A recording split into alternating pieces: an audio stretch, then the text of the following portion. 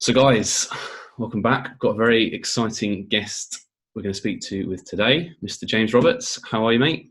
I'm very well, Richard. How are you? I am fantastic, doing really well. For the listeners that perhaps don't know who you are or the work that you have been doing, if you could give the guys or the gals even just a little idea of who you are. If we start right at the beginning, Richard. Before I got into coaching, I was an elite athlete for just over a decade.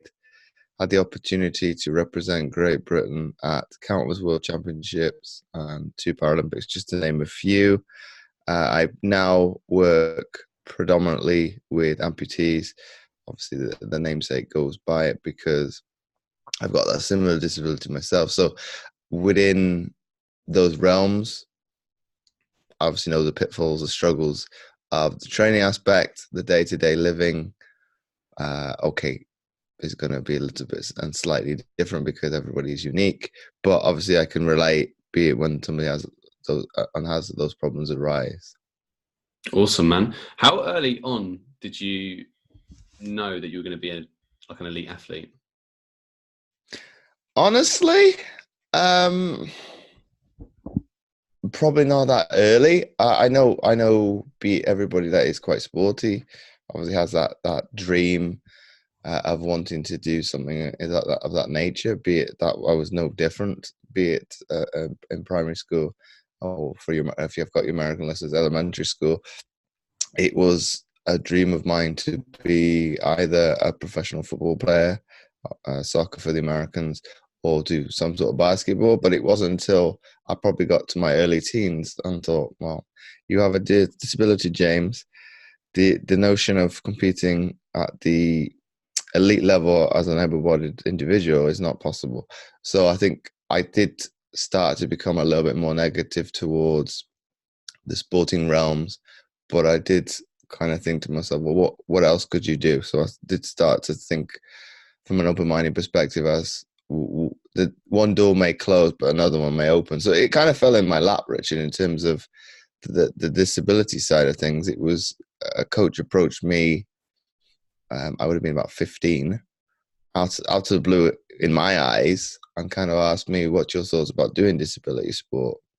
And I'd come across it, be it from a television perspective, media perspective, but that's it. So it kind of took me aback because all I'd ever known was being in able-bodied sport around able-bodied individuals and obviously competing against them. So for me, it was, in brute honesty, a little bit of a slap in the face because I'm thinking, well, why would I want to do that? I can compete within reason on an able-bodied playing field, but I think because it isn't, or should I say, it wasn't in the state of visibility that it is now, and I still think it's got some way to go. But that's maybe why I had that kind of thought process, negative perspective and view upon it, because it's not in the limelight which every other able-bodied sport is. So you kind of downplay it, look down upon it a little bit. Okay. Where would you like to see it possibly go in maybe like the next maybe 5 to 10 years? Do you see it being a bit more commercial, mainstream, and popular within the masses? That's a good question, Richard. I think, in brutal honesty, I think it's come a long way, and be it what we know, the last 10 years, with it coming historically back to the UK, and I think that's propelled it forward exponentially. Okay, be it the games, either side of it have been probably stumbling blocks, but that's me being brutally honest. Where do I see it going? I think from a commercial sense of the word, I think it'll be fine because that's where it doesn't want to merge with the Olympics, because each in their own are brands, so they wouldn't want to do that anyway, because be it logo wise, it's recognizable, straight away. Or the Olympic rings, the Olympics, be it, and I can't think of the word, or be it from a logo perspective, what the insignia is for the Paralympics. But for people with a disability, it's easily recognizable, straight away, bang, that's what it is. So I don't see from that perspective that they'll ever merge. But where do I see it going? It's quite exciting with the games going to Tokyo next year. What be it?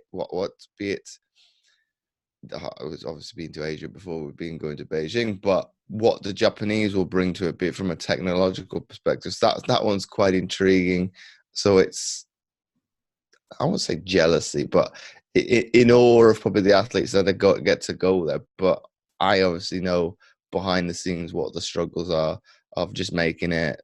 And I was just talking about that yesterday when I was at a hospital appointment, in terms of what people don't see behind the scenes, be it the selection criteria, all the things that people will well, not the athlete per se will allude to, but be it's, and I'll use the analogy of the iceberg for the example, you could relate to anything else. Everybody sees, once the athlete makes it to a championship, they see the top level. That's it. They don't see everything what came before it, be it the sacrifices, the struggles, the injuries, etc., in terms of how hard it was just to get on the starting line. Yeah, love that analogy. Really, really cross-referenced in other areas of life, I think, as well. Like, people never see the grind and the struggle, even like the mental struggle, right, that you have to go through to get somewhere and to get a result or a goal that you want to achieve, especially, I imagine, from a gold medal perspective as well, like trying to achieve that. I can't imagine like the kind of the discipline and the self-belief, I guess, in that way that you have to pursue that kind of goal. I would say that from a mental perspective or goal orientation, it's that difficult, because when you talk to other athletes, this is generally, we've put it back into coaching, and you put it into the mass and generalize it a little bit. It's very, very structured. It's very, very militaristic, very, very regimented. Everything has a purpose. It be every 1%, every little ounce of detail is looked upon.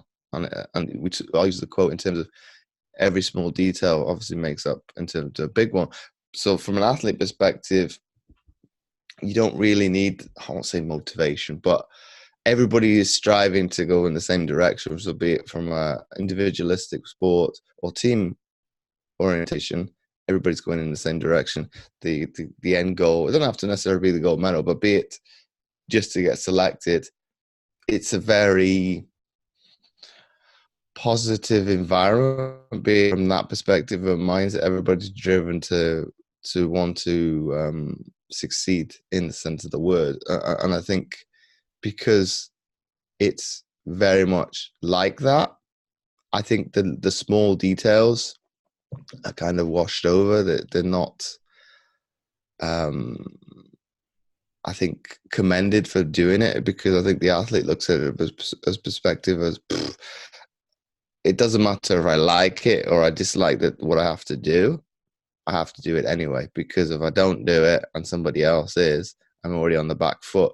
Whereas if you put that same mentality into probably the general populace, okay, they're going to start comparing to somebody else, but they're more likely to go in the opposite direction and be it either succumb to that failure, give up, or what's the point? Whereas on the other perspective, and I'm not saying everybody's like that, but be it people that are more competitive natured, they'll take that as a challenge. It's like, I might be 1% not as good as somebody else, 5%, 10%, but I'm going to do something about it. Yeah, just to close that gap. I like that. And do you think that's ultimately the difference then between an athlete, or at least a high performing athlete, and someone that just wants to be healthy for their kids? Not necessarily. And I think you ask a great question there in terms of what the difference between the two, what the knowledge, I call it the demographics. Not necessarily, because it comes back to that your why is why you're doing it. Be it that they're both important for both individuals. And this is where probably people say my goal was maybe a little bit barbaric, insane in terms of why would I want to do that to my body day in, day out. That was my goal. Whereas for you to want to get fit for, be it your kids, your grandkids, obviously that's longevity. That's probably in all sense of purposes probably more difficult, because I know as an athlete or in that particular environment, that career is short. I can't rest on my laurels because it could be done tomorrow. So you are taught to have a backup plan. Be it, most people are told the opposite, don't have a backup plan. Whereas an athlete, it's a contingency plan. It's I'm not going to utilize it unless I have to. So you are all in terms of be it making selection, making the Europeans, World Championship, Paralympics, Olympics, etc. But you do have something on the back burner, be it, I'm trying to think, half of my career I'd have been at university just to give myself a bit of respite from training, because you're going to burn out if you just focus solely on one thing. So it gave you that leverage to kind of bounce between one and the other. I can put all my attention in training at this particular moment, and then put all my attention on my academic. So I think for me it was a great balance. Whereas coming back to the question you asked, I would say there's no difference. Got it. Like that. It's good to have the insight into someone that's kind of been on that side of the equation as well. So Tokyo, what are our chances then? Are we looking like a strong squad? I think the Olympic guys are starting to make a little bit of excuses now, but that's my opinion. And we always talk it from a banter perspective. And Channel 4 actually did ramp it up a couple of years ago when it was the London Games, and I still have that picture somewhere on Facebook. There was a billboard in the lead up to the Paralympics. What do they call it? No, I think it's not derogative towards the Olympics, but it was quite ironic and quite funny in terms of you've had the warm up, now the main event's going to happen. So it's for us, it's quite not surreal, but to take cute. But I think Channel 4 builds upon their background within comedy and things like that. So it's building on those stereotypes to put it. If I can find it, I'll share it with you, and then it gives your audience a better idea of the poster, because I'm just paraphrasing. I'm just thinking off the top of my head. It's not the exact word, but in terms of coming back to my point, in terms of how is GB going to do in the games next year, I think they're starting to use, be it listening on the radio, they're saying, well, generally Australians don't travel very well, but it's been in their back garden. It's like, well, that's an excuse. So they're starting. So I think, okay, they're retired athletes talking like that, but you can only be at a certain level for so long, and obviously there's massive targets being on British athletes back anyway, because they've not been beaten for a while.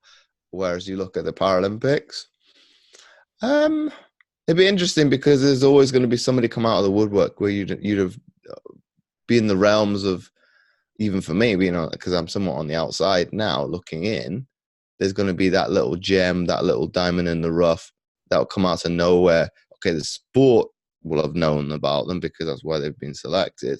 But be it for the general populace, there'll be like this unknown phenom just come out of nowhere. So there's going to be one or two of those. And then your mainstays of people that know, probably, well, not everybody, but certain people, be it Hannah Cockcroft, Johnny Peacock, what Jenny looks to do. I know I'm missing loads and loads of athletes out, but those are, well, Johnny Peacock's probably the easiest one because of his appearance on Strictly Come Dancing. So those, I think they're trying to build on their exposure to widen their audience and people get to know them a little bit better outside of the sporting realms. How did he get on in Strictly? I can't remember. I thought probably he probably might have done it slightly bit better, but it's a popularity contest, something like that. So you're gonna always struggle. Be it I can't think who won it, but be it like against the soap, you're gonna struggle because you're gonna get the support from the disability community or sporting one, definitely for sure. I didn't vote, but I obviously supported him and wished him luck. And there's another Paralympian competing in this year's. So I obviously knew before he went on television because he posted on social media a little bit in terms of that. So you do get the inside scoop within who's going to be on things. So that's a bonus. But in terms of coming back to that question you asked, Richard, it shows to maybe and gives an open-mindedness to people. Well, this is the confine you think somebody with a disability is able to do. Let's dispel that stereotype completely. Yeah, I've never watched it myself, so I wouldn't be able to give my honest feedback. But no, that's good. And you mentioned earlier about early on, it was, you know, very much like a coach coming up to you and saying, like, is this kind of the route, or, you know, do you want to do this? How important early on was the coach for your own like journey? Were they like the kind of the deciding factor, or what was the kind of the dynamic there when you were just kind of starting and finding your place in like the squad? And I'll put it like a little trigger, but that's on reflection. I think at the time it did take a while to digress it and take it on board, the information, because I think that was my only, I won't say rebellious phase, but it would be where I was stereotypically being a teenager. It's like, why would I do that? But in terms of taking it on board and actually running with it, I think within the space of a matter, I'm going to say a couple of weeks to months, it's kind of like a domino effect. So if it doesn't come down to, I won't call it a spur of the moment, but be it a chance conversation or something of that nature, I don't get to where I'm not saying where I'm meant to be, but where I was eventually ended up. So it all stems from that conversation. Okay, it does. There is other contingency plans what happened within that 10 to 12 year period. Family are very supportive. I think mum very much specifically, because it's, if I bought in 100% in terms of what I was going to do, I had her support. So even if it was I had other family members push back against that dream of mine. So that's a conflict of interest straight away, because you haven't, well, you could have that argument in anything, because you're always going to have somebody that's opinionated on what you're doing. And for me, it was sport. So they thought, well, why would you do that when it's not the best career avenue to go down? But they were supportive once they saw the work ethic that I had towards it. So I took on board what they had to say. It's like, well, you want me to go down the job route? I don't got no problem with going down with that in a couple of years and see where sport goes, and then go that way. But I'm going to go in this direction for now and try to do what I want to achieve. Okay, of the Paralympics, I had setbacks along the way, so that it was getting further and further away at times. But be it through the support of Disability Sport Wales as well, I found myself being parachuted into a better environment each time. So be if one door, like I used the analogy, one door closed, another one open. So it would be swimming. I got dropped within a space of less than 6 months. I was into another sport. Was reclassified in rowing within a space of a little bit longer this time. I think it was about, I don't know, closer to maybe 12 months, because it was in my final year at university. So I was putting a bit more importance on that. I parachuted into volleyball, and both times I made a Paralympic. So it does take a drive, a willingness, a determination, and obviously some sort of talent to be able to get there. But you do need some sort of support along the way to give you that support when things go wrong, or just to give you that leverage to keep pushing on a little bit more. To give you that second eye, or that extra pair of eyes to just give you some good feedback and give you an understanding of where you can improve. I always say it to some of my, people that I work with, it's like, or people that potentially want to work, it's like, everyone in the world probably at some point or another could do with having a coach, even if they feel like everything's optimal. Usain Bolt has a coach, right? Fastest man in the world, but he still needs that, someone else really to almost take what they're doing, and just remove it from their brain and give it to someone else to like take control of and take care of, which I think why a lot of people, when they're high athletes, will just get like a chef on board, or just have someone else just completely run that side of the equation. Well, it's nice. It's a certain aspect of, it's a bubble environment, I'll coin it as, because like you said, everything is kind of taken away from you from a mental perspective. I don't have to concentrate about the makeup of training, be it writing it. I just have to actually just implement it and action it. So be somebody else's behind the scenes working on that. Here you go, James. This is what's going to get you from, I'll call it A to B, B to C, from a time perspective throughout the season, for you to be optimal, be it at the end of it, and obviously be somebody to either push your buttons to get the best out of you, or to pull on the reins to no, back off a little bit. You're not thinking logically here. You're being a little bit destructive to yourself and not looking at the bigger picture. So I think it does have the two sides of the argument, whereas I think maybe the general populace doesn't look at it as that important from a coaching perspective, because sometimes they think they know it all. I'm not, the athlete's probably the worst person for that as well, but I was never that way inclined. It'd be take that step back and learn from the person's knowledge, expertise, or whatever, because most of the time, beyond maybe the initial sport of swimming, which I'd been in for, by the time I'd finished, about 4 years. That was the longest sport I was in. The other, rowing, never got in a rowing boat in my entire. So I was like a sponge.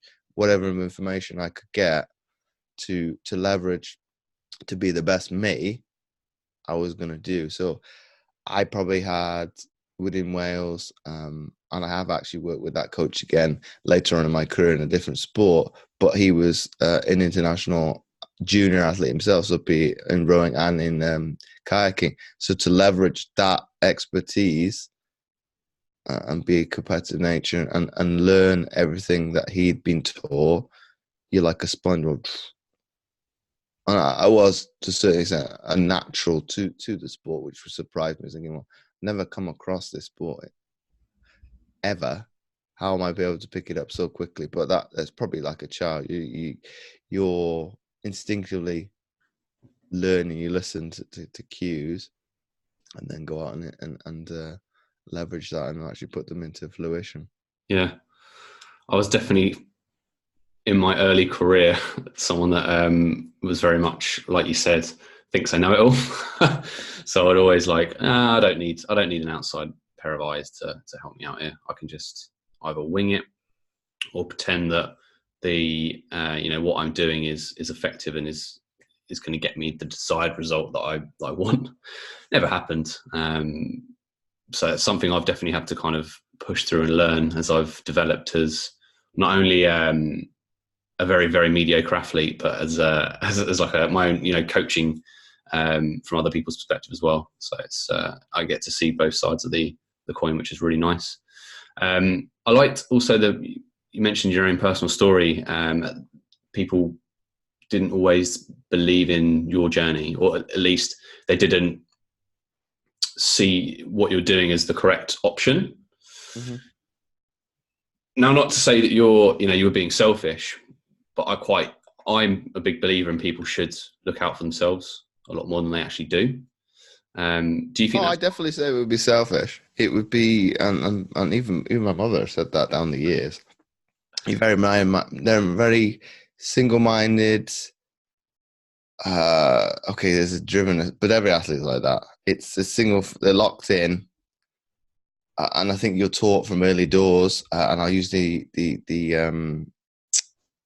method that swimming taught me oh gosh, what would have been about 15, 16 years old, straight into the program. It's like a triangle. You've got your education, your sport, and your social life, and one's got to give. So be it what was I would be in a school age. So education I can't do anything about. And I was actually overseas. So my education didn't finish till 18. So I knew it's like, well, I've got another 2 years of this, and I want to succeed in sport. So what's got to give? Social life. And be it was an easier decision for me. I'm not saying lightly that for everybody that would be an easy decision. I wasn't somebody of being that social butterfly. So be it, I'm very reserved, quite quiet, which doing something like this is like the polar opposite in terms of what people would believe. But for me to push aside the social life for what was going to be a short period of time, it was a no-brainer for me. So I think from that perspective, you talk about being selfish. It obviously makes a difference in terms of a lot of people need to not go to that extreme of being, I'm going to do whatever I want, whenever I want, and I could care less who I hurt. I wouldn't go to those extremes because those are sacrifices athletes have to make because they miss. And this is probably where even every interview that one may do alludes to. That's a sacrifice that if they could be able to balance that and have time with their friends, their family, which they're missing out on, they would take. But obviously they can't do that because it's either I'm all in or I'm not, and then I have that resentment of, well, what would have been when I would never like to be in that predicament at the end where you think, well, if I hadn't have done this in the past, what would have been the outcome? Yeah. Something, again, I've had to deal with and struggle with, career, health, training, social life, spirituality, so many different, like almost like plate spinning that you've got to try and just keep on top of. If you had in front of you someone that you were helping and you identified quite early on that they were probably spinning too many plates and there was, they weren't, all in to what they wanted to achieve, how would you, what would you say to them to kind of not reassure them, but get them to understand that, perhaps they need to like drop something or something needs to give in order for them to then excel and get them towards and propel them towards where they want to ultimately get to?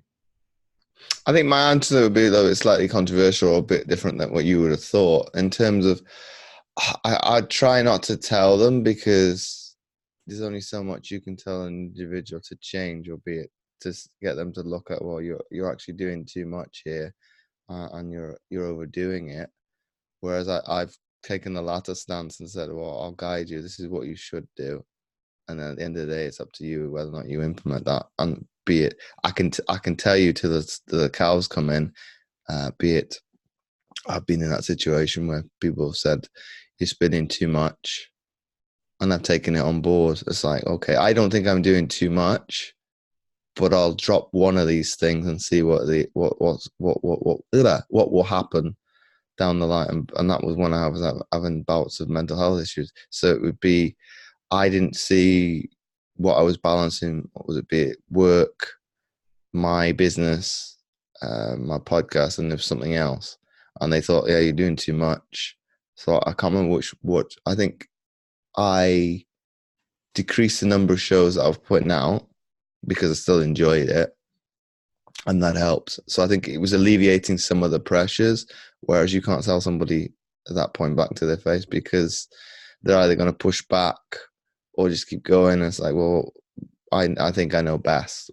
So it's a difficult one. So I would say, look, instead of telling somebody, I would guide them instead. I'd say, I've told you that's not working. Why don't you have a look at this? And be it however you take it, be it personality wise, that's up to you. If you're going to go on the defense and say, be it, that's rude that I've said that you're not that way inclined, or whatever response you're going to have, well, you've then showed me a trigger. There's a problem there. So, but that as a coach, I'm able to see that, but it's for you as the individual to have that alarm bells going off, and you to realize that. Yeah, beautifully put. That really well put. And yeah, I don't think the answer was controversial at all. Actually, quite, I can resonate a lot with that. You mentioned the podcast. How long have you been podcasting for? And could you give the listeners an idea of how you came up with the name, the Mindset Athlete? This guy has not been going that long. It'll be, when did I change the name over?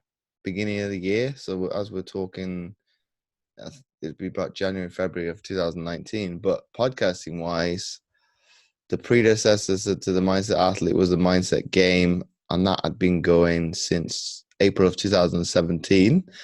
And then I shared one on Facebook this week, because I can't remember the exact date, of the initial show that I went to and the very, very first episode that I ever put out. And that's going back 3 years ago. So within podcasting, I've been doing it a long time. But in terms of answering your question, should I say, in terms of how did I come up with the name? It's bouncing off an idea with another coach, and be it, well, what niche did you want to work in? What have you got the expertise within? Who do you want to target? So I know it goes a little bit off a tangent in terms of where I'm working at within amputees now, but it's building upon my expertise, be it from both academic sense, within sports science, but then also the athletes. So be given an insight to be a mindset perspective as what has constitute the individual to make these decisions along the way, and just give a story of their journey, there be it the controversies, the adversity they've had to face, and be within that stories there'll be something of relevance somebody will find, and I think that the athletes have bought into it because it's a different perspective as to we are looked as like from a hero's journey perspective, but I kind of go deeper than that. It's seen as motivational, inspirational, but let's actually give you practical solutions to be able to rework that into your own life. So that's how I came up with the idea of the show. Okay. Do you have any very, very quick mindset tips, perhaps for someone that was trying to, I want to say lose weight, but understand maybe, the bigger picture of what weight loss would mean to them, as opposed to I don't know, just wanting to do it because Betty down the road was, has got leaner or something? I think that and we did touch upon it a little bit within the episode. I think from a mindset perspective, Rich, I think you need to look at your why. You need to look at the bigger picture in terms of why are you doing it? Be it, we touch upon, the comparison with competition. Is that really why you want to do it? Or is there a greater meaning? Be it, we touched upon it, be it from a family perspective, you want to be there for your kids, your grandkids. You need to find that attachment or leverage that's going to give you an emotional response, be it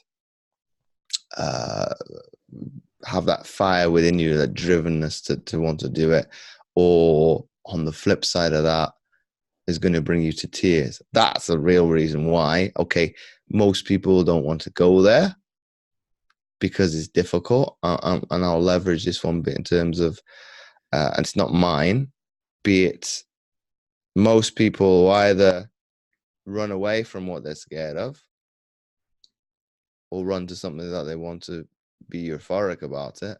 But if you actually did the opposite and ran towards what is going to be this conflict or what's going to scare you, you're going to reap the reward tenfold. So if you have any inkling of apprehension, what have you got to lose? Be it having that objective of looking at it more positively going forward, because nobody knows what tomorrow is going to bring. So why look at it from a pessimistic perspective? Yeah, that's really powerful. And something that I think a lot of people would really, really benefit from doing. Maybe grabbing a notepad for 5 to 10 minutes and just writing down what their why is, and then getting past like, well, I want a flat stomach, or I want to drop the baby weight, or I want to fit into X, Y, and Z. Getting down to the why. What is it below that is the deep burning desire for you to want to achieve that? Like for me, back in when I was like a scraggly 19-year-old going to the gym, it was like, well, I want to impress everyone around me, and I want to attract all the women. As simple as that. But then when you move past that and you mature, even as an athlete, someone in the journey of becoming a stronger version of yourself, it changes. So for now, it's like, I just like to push myself because I like to see what my limit is. I like to, find out where that ceiling is, so that I can, see where it is, and then push myself further than I have before. Hence why I've got the 3 Peaks Challenge in a couple of weeks' time. So we'll definitely see from a mental perspective how I get on with that. But yeah, exciting times ahead. So for the next 5 to 10 years for James, how do you think it's going to pan out, and where do you sort of see yourself? I hate that question, but I'm glad I asked it. where do I see panning out? There's a few things in the pipeline at the moment, but obviously they're only dreams, aspirations. Where they go, and obviously we did talk about having too many fingers in the pie, whereas mine, I would say the slow burning things, not trying to implement all these things at the same time, but it's leveraging those relationships behind the scenes, so people don't know about them, but they're happening, so that they're just slowly coming into fruition. Be it I'm helping with a TEDx event in the next couple of weeks. That's come out of the blue, but that's having I think an athlete mentality to go on the offensive as to, well, I'm going to go out looking and try and get on that stage, because that was a new challenge for me. It's okay, it's an entertainment perspective in terms of, I've never said this, being on stage, I'm still performing, but it's a different realms. I'm somewhat less in control than I was in sport, because I can't dictate how people are going to receive me, receive the information, and they're obviously going to have their own point of view in terms of how they take on board that information. So that's in the process. So it's just talking to the curator, of the event in terms of, well, what am I having to do this year? It's not too much. It's only opening the show, but it was that leverage that I had from sport to be able to do that, and then it's networking. So I'm going into that event very open-minded, going with a blank canvas, and see what happens in terms of a network perspective. So I don't know. I could tell you in a couple of weeks, this has happened because of that event. So in terms of 5 to 10 years, I would say try and impact the most people. So I know I've stirred controversy in terms of talking to other individuals, because they were, why aren't you focusing so much of your attention on me, but putting too much on social media? It's like, well, you can still take on board that information, but it's got to be your willingness to be all in, like we've touched upon, to consume all my content and not be over consumed with what's Rich doing over here, what's Greg doing over there, and you get too much overwhelmed because you're trying to take on board different points of view. Should I say? I'm not going to say different points of opinion, and sometimes it'll be contradicting, so you don't know if you're coming or going. And me as the coach will then say, well, is it me that helps you to lose that weight? Is it your information that's helped you to?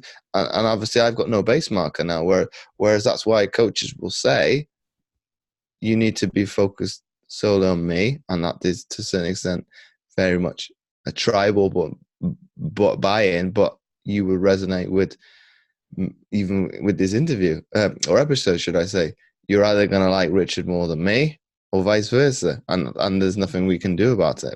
It's the only aspect of it is probably ego would maybe step in and say, well, I don't like that, I'm going to get on my high horse. What are you doing better than me, and vice versa. But coming back to that point with the 5 to 10 years, I think it's open mind. I think it's having that open mindedness to take on board things when they come and see what happens. So be it from a collaboration standpoint, there's quite a few burning embers. What actually turns into a fire, and we'll wait and see. So my final question to you. Love the fact that you're going to a TEDx event. If you had to do a TEDx talk, but it couldn't be on health and fitness, what would you talk about?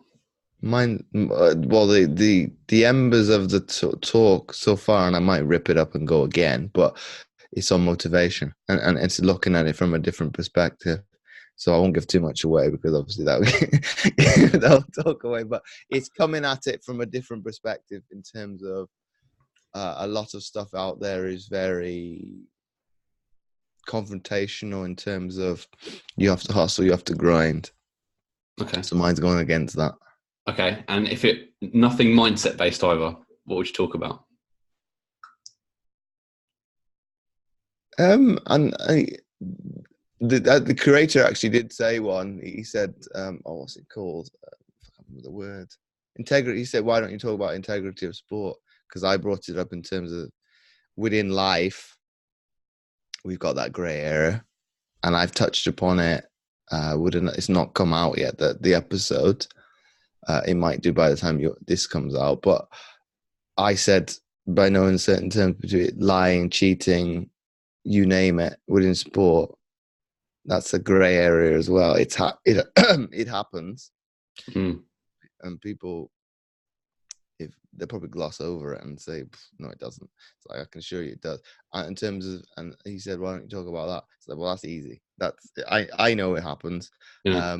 Are you talking from like a performance enhancing perspective? No. I'm talking about, little subtleties, any way to get a 1% gain on somebody else. So be it anything is fair game. And if an athlete says that doesn't happen, thinking, well, you're lying to yourself there, because that's not true. Got it. Okay. Awesome, man. Well, James, I appreciate you coming and speaking to me today. Where can people find you on the global wide web? You can find me on Facebook, Twitter, and, well, should I say Facebook, Twitter, Instagram, and LinkedIn. If you just type in the precursor of the social media name, and then just put James O. Roberts 11, you'll find me on all those platforms. Like we said with the podcast, you can find that on iTunes or Apple Podcasts, Spotify, or anywhere that you listen to a podcast. Awesome, man. Awesome. Well, I appreciate the time, and we'll speak soon. It's been my absolute pleasure, Richard. Cheers, buddy.